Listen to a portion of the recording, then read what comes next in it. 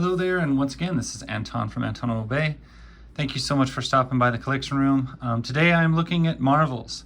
These came out in 1994, 94, 95, pretty much what I consider to be the pinnacle year of comic books. It was probably their widest distribution, their biggest boom, and it was right before their fall, and now we have what we have now. But at this point in time, they tried some experimental stuff. As being on the top of their game, they could do all sorts of things. And what they did and what they came up with was, let's have Alex Ross paint an entire comic book. And it is just gloriously done. The work is amazing. Anyone familiar with Alex Ross's work knows he paints characters extremely lifelike. Like, they just look real.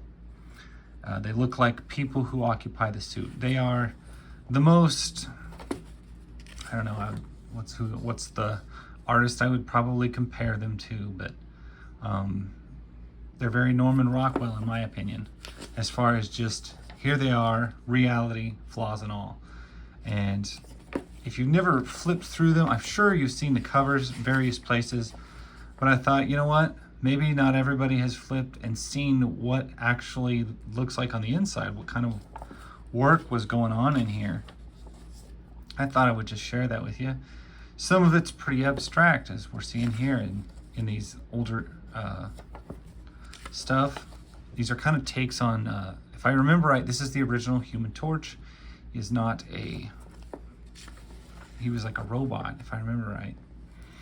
But that's why this is the Zero issue. You got a perfect picture of your ex-women. And I like how, and he does this better than anybody, each individual face really has so much personality. Most artists tend to, I've noticed, when it comes to a lot of beautiful women, they just draw the same face over and over again. And he draws very distinctly different faces for everyone.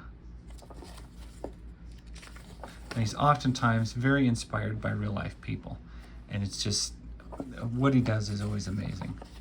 Like, if this Tony Stark, if that's not Timothy Dalton, I don't know who it is. It's very Dalton inspired. And that does make me wonder sometimes who some of the other actors and actresses are inspired by. Like, who inspired this Panther? And I also thought, it's interesting they just call him Panther. I always thought it was a Black Panther. Etc. Marvels. Different take on some Iron Man suits. This is a popular one. This is Iron Man 2020, I think. I have the action figure of that. It's one of the very few Iron Man figures I kept just because it's so good. The Inhumans, Hobgoblin. These are just some of his artistic plans for stuff. There's another X-Women picture that he did. I would love that in a full-size poster. It's absolutely beautiful. All of his work just was beautiful. And this is probably one of the most well-known pictures from this whole series. It almost looks photorealistic. But this is back before we couldn't even imagine like a really beautiful Spider-Man movie. You know, that was not something we were looking for yet. And I must say, I did not actually seek these out and buy them. When I bought the collection from the comic book store here in town, there was probably 5 or 6 sets of Marvels in there, and I kept one. When I sold so many comics, I did keep one. So I kept one set to myself. I have not ever actually read it. I have flipped through them a time or two, but I don't know, for just some reason, I've never found myself in the mood to really break down and read this. This is something I've discovered a lot more with comic collectors, and I'm not alone in this, as so often we don't actually read the comics we have. And it's funny, this came out before Kingdom Come, but I keep expecting Superman, because Alex Ross's Superman, that was like the first thing that, like, well, obviously he did this first, but when you think of what really sticks in your mind, Alex Ross's Superman sticks in my head more than Alex Ross's Spider-Man. He just does. And I prefer Marvel Comics to DC almost, 9 out of 10 times, but it's pretty tough to top any of the Alex Ross Superman stuff. It's so perfectly done and so beautiful.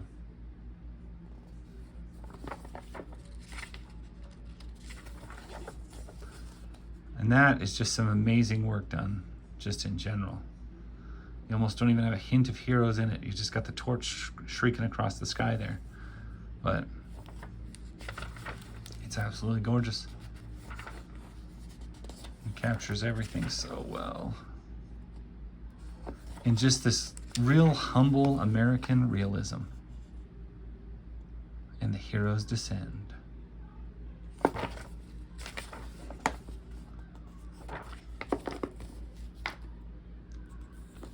This is probably one of the more, second famous.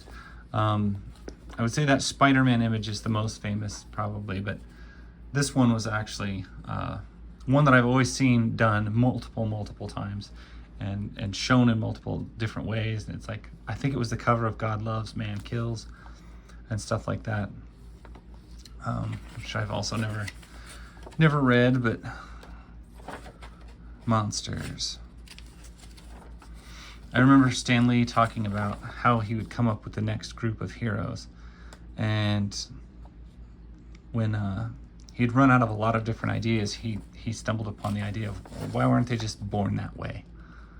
If they're just born that way, then that saves me the trouble of having to figure out how they came to be. And that's where we got the X-Men.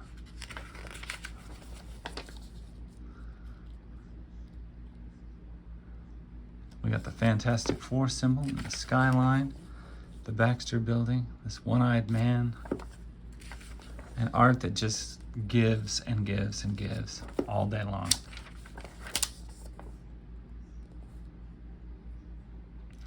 I could probably just open a page and just stare at it, because every one of them is, every single panel, to think of every single panel being painter-worthy, being something that, that's cool enough alone. I'd hang it on my wall.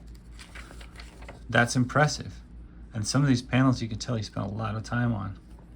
But even the awkward, bizarre, small, dumb panels that just carry story from one moment to the next are still, if I could paint that, I would totally put it on my wall. It's a thing. You got Sue with the old classic hair. I loved her. Loved her little short 60s bob. We love you, Sue. Her and Ben Grimm were about the only members of the Fantastic Four I could ever stomach in very large doses. Here we have a young mutant girl.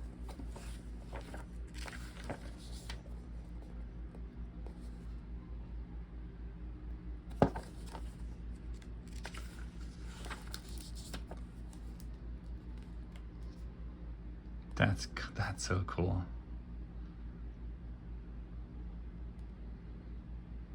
Absolutely stunning. Anyway, yeah, there's just too many pages to stop at. It's like I said, it's every single page, it's every single panel. You just want to stop. You almost hate the fact that there's words in front of it, because you could just sit and look at it. Sentinels. And just the word. Just the word.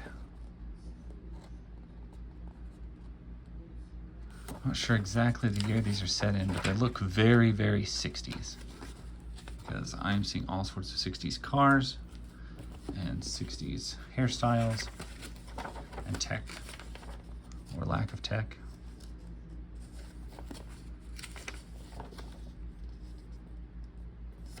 I still keep looking for actors or actresses that I would recognize, that I would say, ooh, he definitely modeled that character off of this person or that.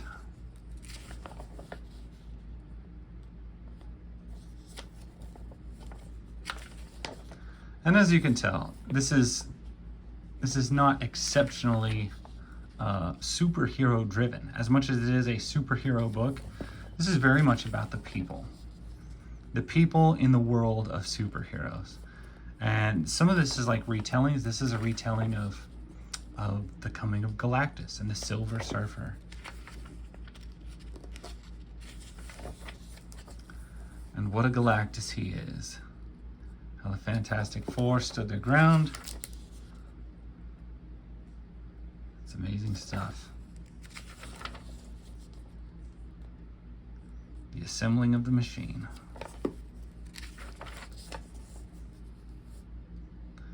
You know, landmark moments in comic book history, reimagined through his eyes, through his brush. And look at some of this stuff. Look at it. It gets better every page. It gets more impressive. And I swear there's still, like, not one of these I wouldn't want blown up and hanging on my wall.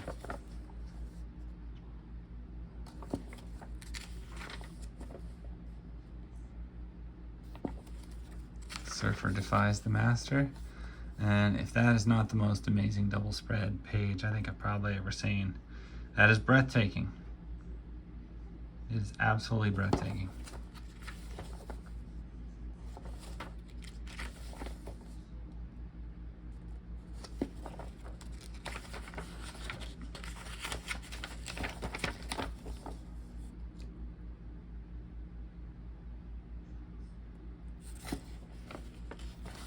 This girl eating ice cream.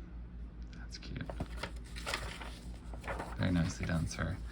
And I've also noticed, and I hadn't noticed this until just now, they are not they're not violated with tons of ads. Another thing I greatly appreciate. And here we get to see more and more heroes rendered in this way. And it's a thing to see, a thing to behold.